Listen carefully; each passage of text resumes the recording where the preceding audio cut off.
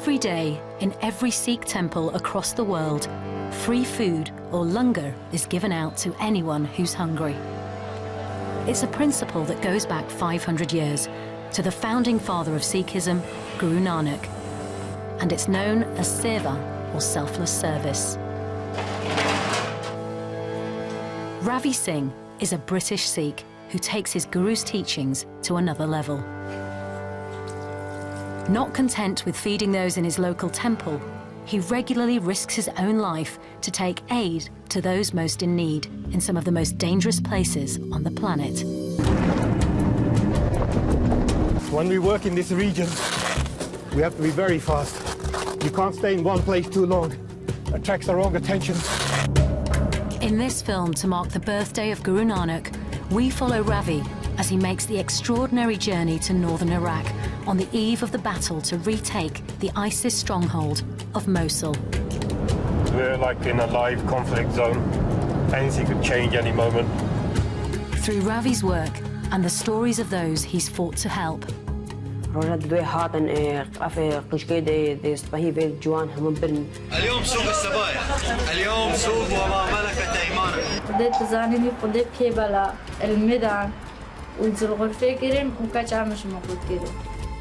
we'll reveal why he puts his life on the line for the Sikh teachings at the heart of his faith.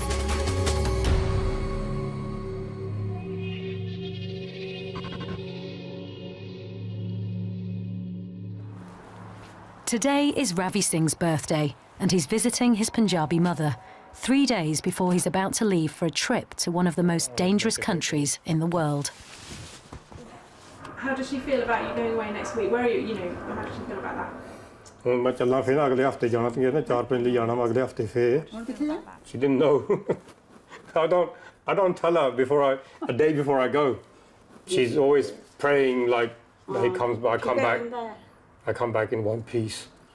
It's strange, like I'm 47 today.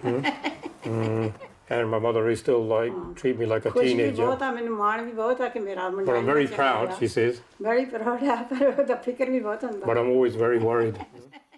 Ravi moved to Britain when he was 11, but he grew up in a small village in the Punjab. I was very skinny, and I was extremely naughty child.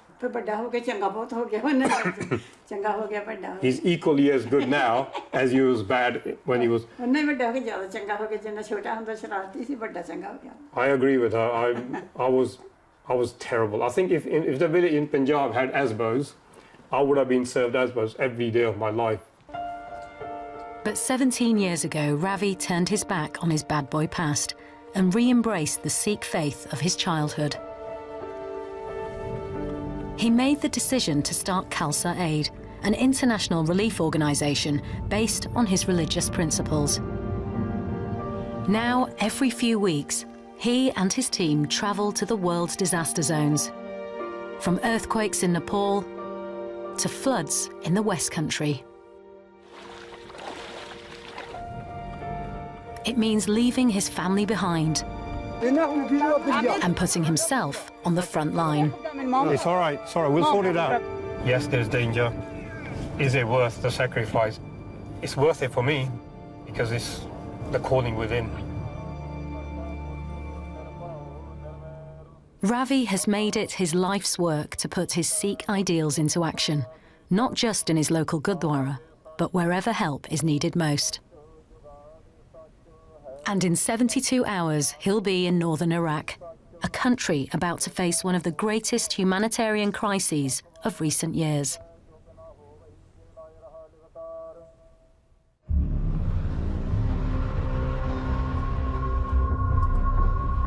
Ravi has arrived in Iraqi Kurdistan and is making the 2-hour journey from Erbil to Duhok.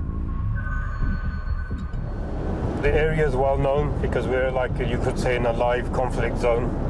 Anything could change any moment. It's a route that takes him within 30 miles of one of the most dangerous cities in the world, the ISIS stronghold of Mosul. Mosul's on our left, we're veering towards the right to Dohuk. Mosul is still under ISIS occupation control, so we have to be careful. As Ravi makes his way north, coalition forces are preparing for an attack on the ISIS capital. The final countdown for the Battle of Mosul is underway. Major General Rupert Jones says Iraqi forces will make the move within the month. Peshmergas and Iraqi forces, they're trying to, cut all the roads to Mosul, so they don't get any more supplies from Raqqa and other places, so they can, eventually attack. This area of northern Iraq has become a haven for Yazidi families, an ethnic religious group forced to flee their homes 2 years ago by the threat of genocide at the hands of ISIS, who believe they worship the devil.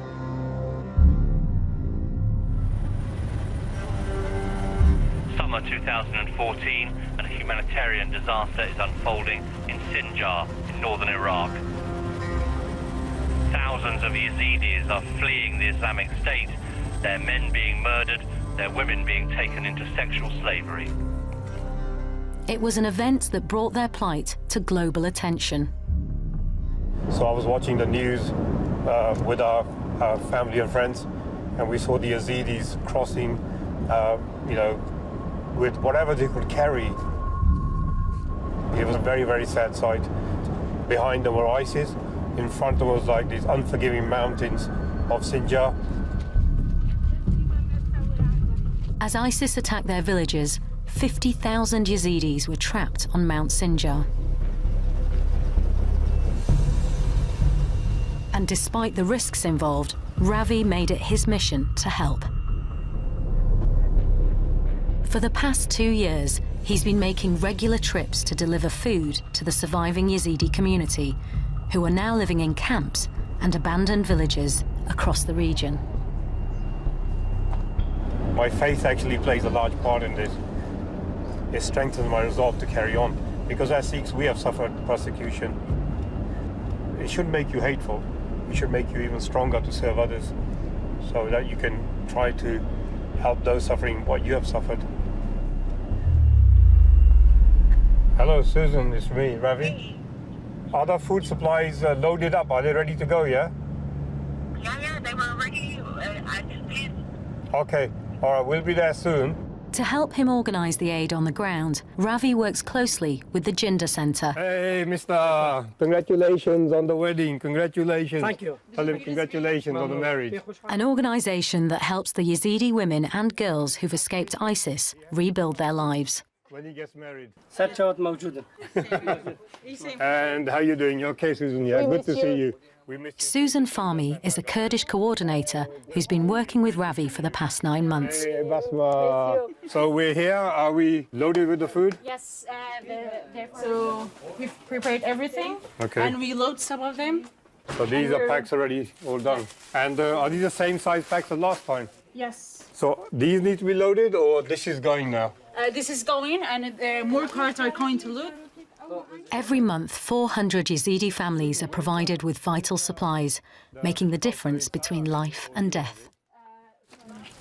I mean, each pack here, you got tinned tomatoes, you got pasta, you got oil, flour, salt, even tea.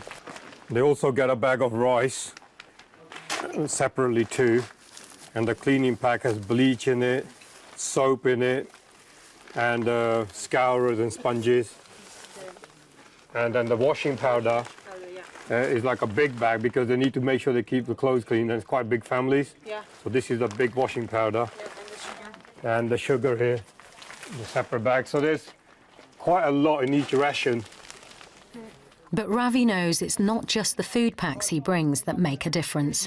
I think what people need is hope. Yeah. They have hope somebody is coming.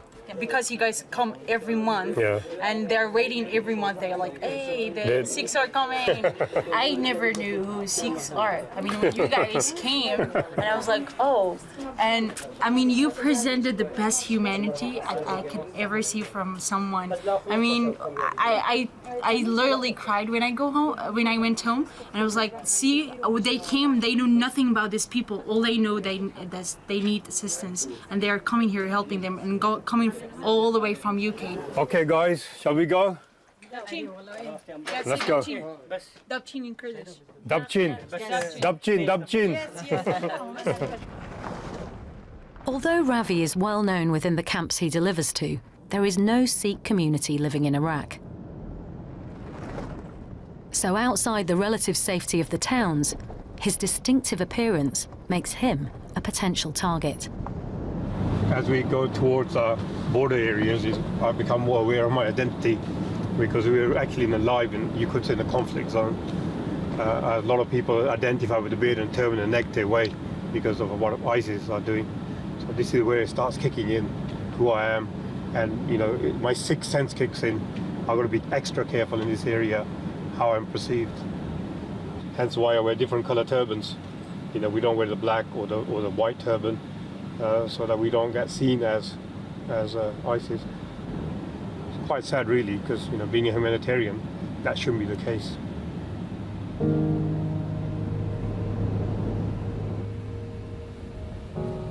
The first camp Ravi is visiting is close to the Turkish and Syrian borders.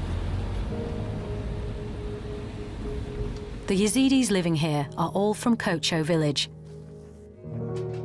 which was attacked by ISIS in August 2014. Most people who are going to come here for this food are women on their own, and they're from a village called Kocho, and the village, basically the men were slaughtered by ISIS. Almost all the men were slaughtered, so they don't have real breadwinners in the family.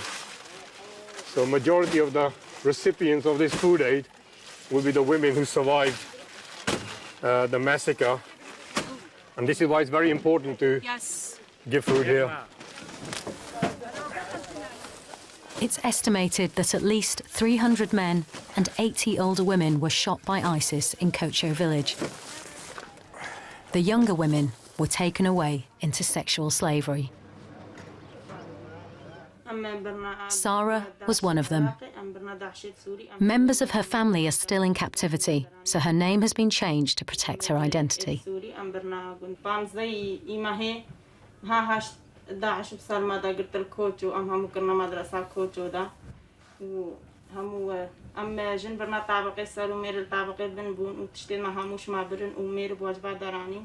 After being taken by ISIS, Sarah and 2 of her children were held in Raqqa in Syria.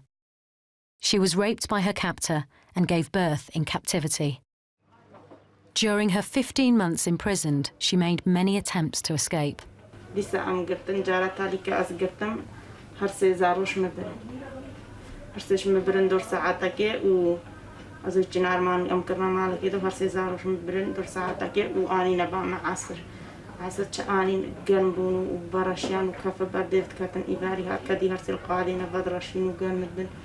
ما برنا مستشفى مشنا مستشفى غن إيه كتشكيل مليون بود تختورة فحسكرن وتشتو داني دا إيه كتشكل بان مدام مرتشا أمشون وهادو قدي برنا غرفة سر تختورة جوا شعدا بان سارو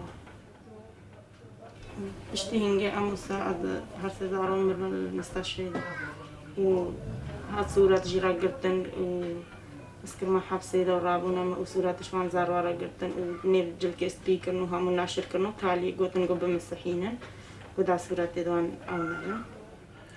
So they wrapped them in white cloth and took pictures of social media of her dead children. إنجني بجاوي سبيكر من صورة وجيرا قرتنو وش مستشفى درانين برن أصلا زانو قور كرن آبيتن تشتاكي جينا زانو ناش تصويرشم. نوري علي حسين نوري علي حسين كامني فامني Every single family here has suffered hell with a very little response from the global community. It's disappointing, actually, what I personally feel, because the Yazidi community don't have anything to offer to the world, like to the Western powers. No oil, no economic gain. So like anywhere else in the world, when you're weak, when you're poor, when you're a minority, you don't mean much. So nobody really cares. But for Ravi and those who support the work he does, the poverty and political insignificance of the Yazidis isn't what matters. I'm so proud of my community. Honestly, they never said, not one person said, don't help them, they're not Sikh, you know.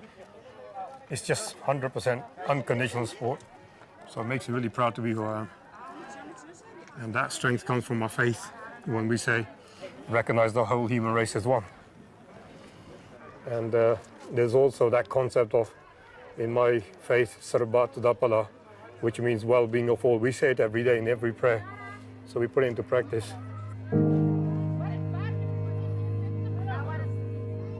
You want me to help you? Yeah, where? Where you want to take these? Where you want to take them? Where? I'll help them.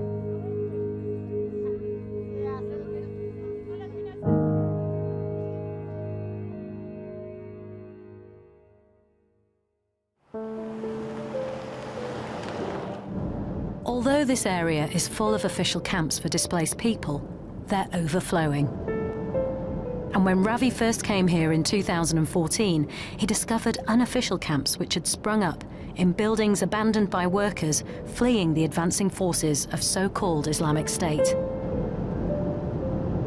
One of these is Sharia village. All right, kiddos, long time, 2 months, I haven't seen you guys. This half-built school is home to 138 Yazidi families. So now, here you are. Good to see you again. Hello. And this is Shanaz. And to one teenage girl in particular, who is one of Ravi's greatest inspirations. She's always smiling, this one, always smiling. Shanaz? We've known little Shanaz now the last 6 to 8 months. She's a refugee, a Yazidi refugee from near Mosul, right? Yeah. And she's 13 years old, doesn't look it, she's disabled. She's also blind. She doesn't really know too much of her whereabouts, but just a sense of touch, which she responds to. Shanaz was born disabled and lives in one room with 14 members of her family. When we first found Shanaz, she was on the floor here, and no bed, nothing. So we went to the place with my colleague Amarjit, and we bought this nice little pink bed for her, and just to make it a little more comfortable for her. I mean, they're providing the best care to the family. They love her to bits. Yeah. They just need a little help. Oh, there she goes. She's smiling away.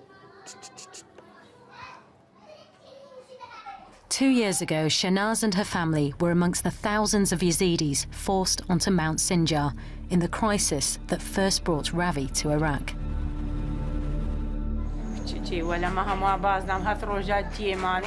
In 48-degree heat, facing starvation, and with ISIS behind them, Shanaz's mother Bahar had to carry her daughter to safety.7 days with Shanaz and the family?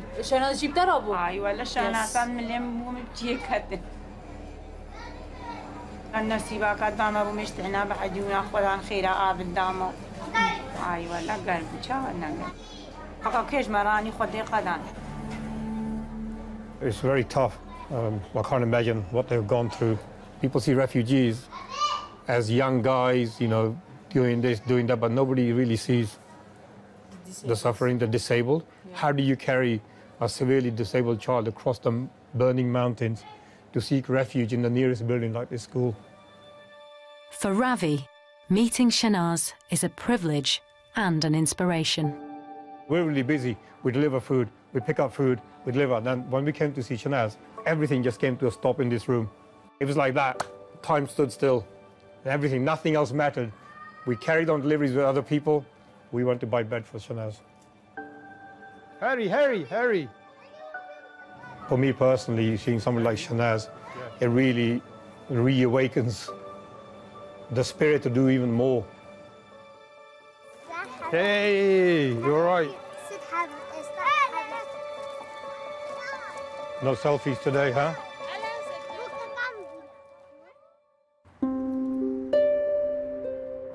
It's Ravi's final day in Iraq, and he's spending the morning in Dahok. Today we're meeting some of the girls who've been released or freed from ISIS.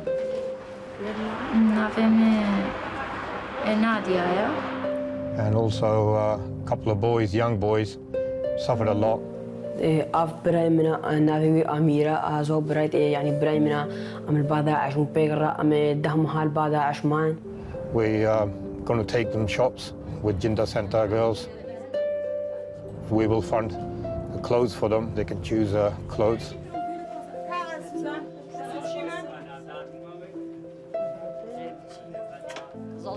It's not really much. It just gives them a little break from that daily routine because nobody really asks them how they are, what happened to them. And this way they come into the city, they get taken to the shop, they buy some clothes. It's not just about delivering food and stuff, it's also making them feel a little bit more human as well. Like, you know, that personal touch that we do care.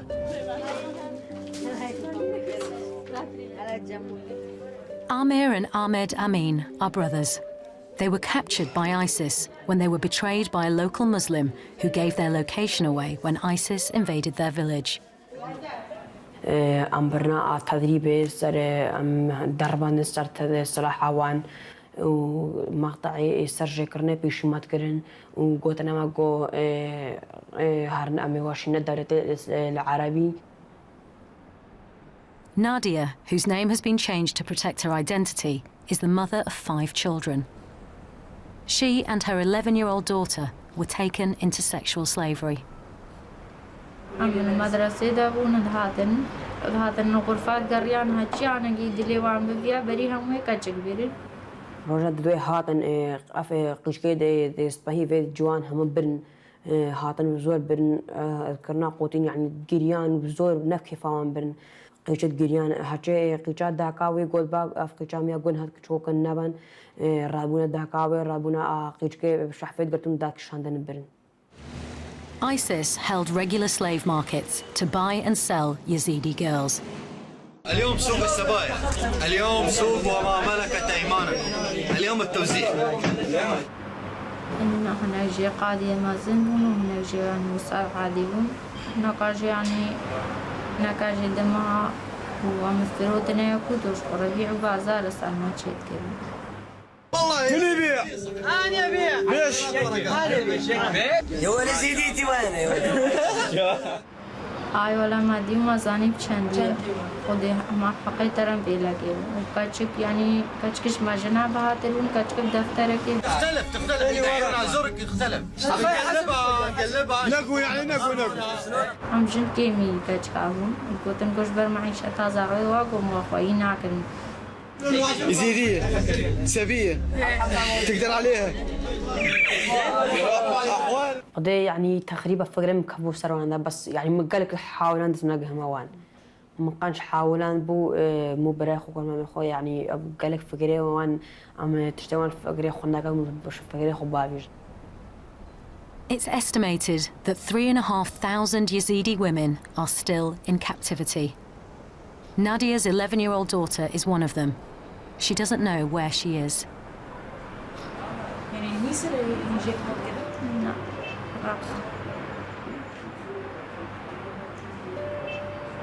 يعني عارف زحمة يعني إيش عيالي من زحمة تلو بيش عليهم يعني كجامدوا.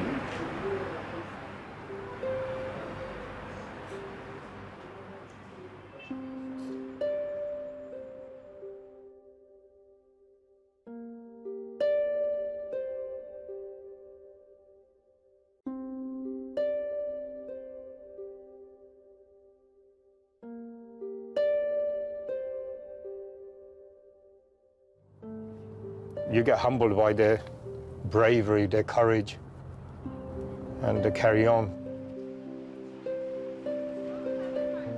For Ravi, supporting the Yazidis isn't just about keeping people alive. He doesn't force those he helps to believe what he does. Rather, his faith inspires him to help restore dignity to a people who've been humiliated, reigniting hope in those robbed of it.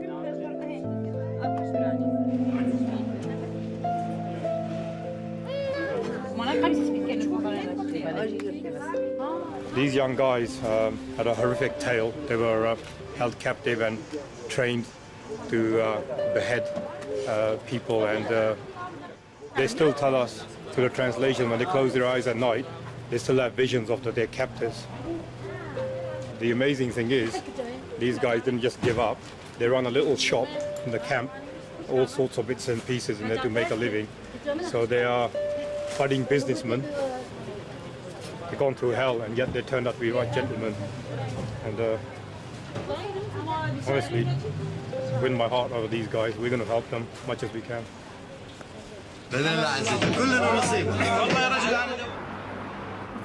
يعني حيوان شوان شديد دي يعني چند يعني وان سمعتا يعني اسلام يجيش كين عندي يدجنم دولة الإسلامية نا دولتك أو نا هم نفسها وحشان نفسها كلامي خدي كلامچه مجي كلامچه مدرسة كچكي دي زيادة دي واس كلامچه دست آباد كرين وبرنا غرفة كده وهتانجي يعني چونا باله زوجان يعني چاو أفنا جريمة.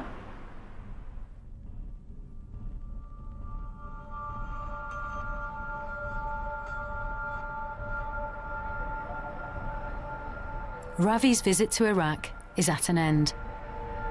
Tomorrow he returns home, and it's a moment to reflect. Almost every family say the same thing. 2 of my daughters are held, 3 of my daughters are held, my mom's being held. It actually brings chills down my spine that, as a parent, how would I feel if that was my daughter?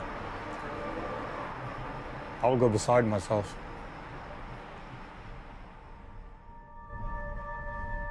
But no matter how dark the suffering he's seen, Ravi still believes it's possible to start again.